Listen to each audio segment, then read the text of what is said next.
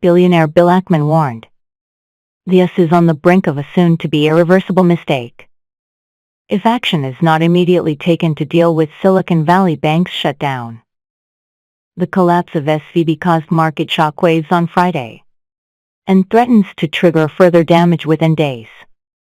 Ackman said the White House has until Monday to intervene or face the panicked withdrawal of uninsured cash reserves, potentially draining liquidity from major banks.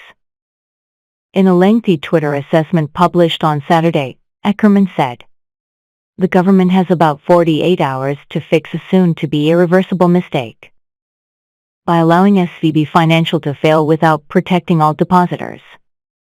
The world has woken up to what an uninsured deposit is. An unsecured illiquid claim on a failed bank. Absent Morgan at Citi or at Bank of America acquiring SVB before the open on Monday, a prospect I believe to be unlikely, or the government guaranteeing all of SVB's deposits. The giant sucking sound you will hear will be the withdrawal of substantially all uninsured deposits from all but the systemically important banks. These withdrawals will drain liquidity from community, regional, and other banks and begin the destruction of these important institutions." He warned the mass withdrawal could affect the Federal Reserve's attempts to slow down inflation as Biden battles with Kevin McCarthy about the debt ceiling.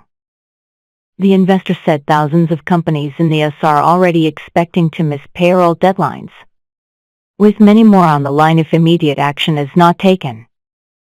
Silicon Valley Bank, the 16th largest bank in the United States, mostly served tech firms and venture capital-backed companies. Ackman said, "This administration is particularly opposed to concentrations of power."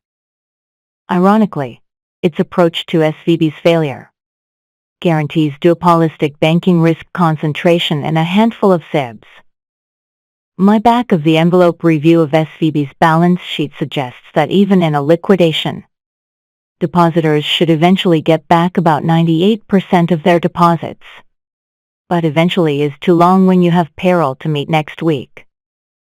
So even without assigning any franchise value to SVB, the cost of a government guarantee of SVB deposits would be minimal. On the other hand, the unintended consequences of the gov's failure to guarantee SVB deposits are vast and profound, and need to be considered and addressed before Monday.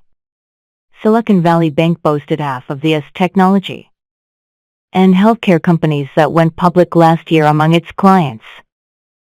Shopify, ZipRecruiter, and one of the top venture capital firms, Andreessen Horowitz, were also among the account holders at SVB. Internet TV provider Roku was among the victims of the bank collapse, with about 26% of its cash deposited at Silicon Valley Bank.